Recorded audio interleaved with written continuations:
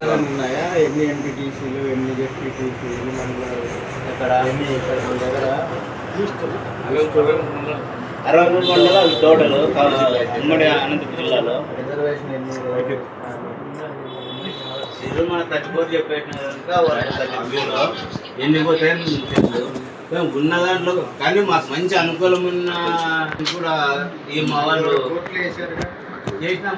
ఏం చేస్తాం అదే అది మన నాగపల్లిలో రామకృష్ణకి తండ్రి రామకృష్ణ ఏదో అడిగితే ఇస్తారు మనల్ని ఎవరు సాయం చేయాలి. లక్ష్మీనారాయణకి ఫిక్స్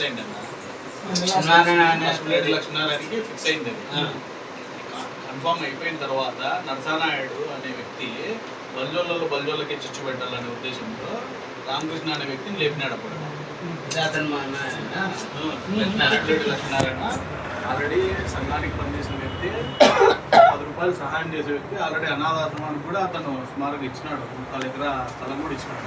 అంటే దారులో ఉన్న వ్యక్తి, 10 మంది ఖర్చు పెట్టాలనే ఉద్దేశం ఉన్న వ్యక్తి. ఆ వ్యక్తి కన్ఫామ్ అయిపోయింది. కన్ఫామ్ అయిపోయిన తర్వాత నరసానాయుడు ఎట్లా తీసుకుని వాళ్ళ ఇళ్ళలో గ్యాప్ ఎమ్మెల్యే ఆల్రెడీ పల్లెలంతా ఒక పక్క వెళ్ళిపోయినారు. లక్ష్మీనారాయణ సపోర్ట్ చేసినారు. ఈ రామకృష్ణ అనే వ్యక్తి కూడా సపరేట్. ఆకులంతా కూడా సపోర్ట్ చేసినారు పూర్తిగా. టీడీపీ వాళ్ళు యాక్చువల్లీ ఆయన మెంబర్షిప్ కూడా ఉంది జనసేన. ఎవరు లక్ష్మీనారాయణ ప్రజారాజ్యంలో కూడా అతను పని చేసినారు. ఆడ కొంచెం గ్యాప్ తెప్పిల్లనే ఉద్దేశంతో అటు ఇటు కాకుండా మధ్యలో వాళ్ళు పెట్టేస్తున్నారు. వీళ్ళకి ఉంది అన్నట్లా చూపించి అది మన వాళ్ళు గమనించలేకపోయినారు అంతే. ఒకరిద్దరు ఉంటారు కదా, ఒకరిద్దరు వల్ల స్థానికంగా ఉండే వాళ్ళంతా ఇబ్బంది పడతారు. వాళ్ళు చేయలేరు, పెట్టలేరు.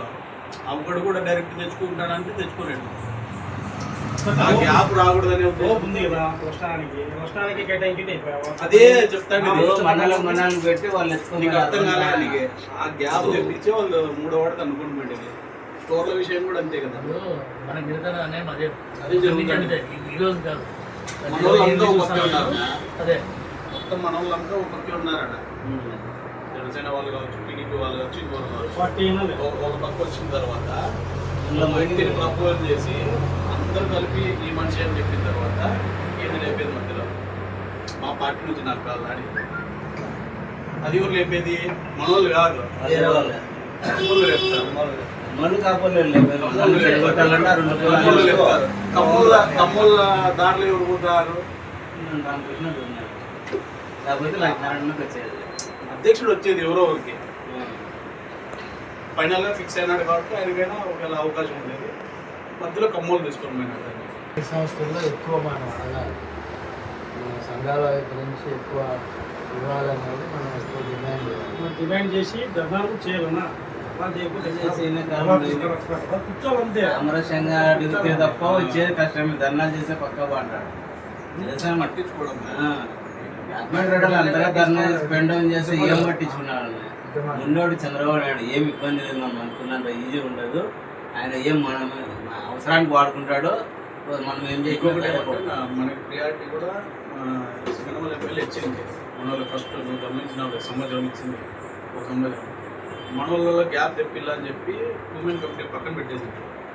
ఒక 1 year, starting 1 year women committee పూర్తి పక్కన పెట్టిన తర్వాత మన వాళ్ళకి చీలిక అందాలని చెప్పి వాళ్ళు పావులు కలుగుతున్నారు.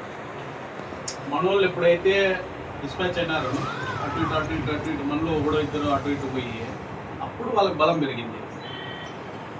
లేదంటే మన వాళ్ళు కరెక్ట్గా ఉందంటే అందరూ ఈ పరిస్థితి వచ్చేది కాదని.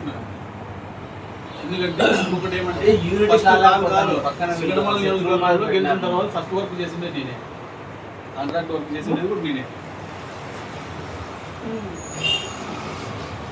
ఆ టైం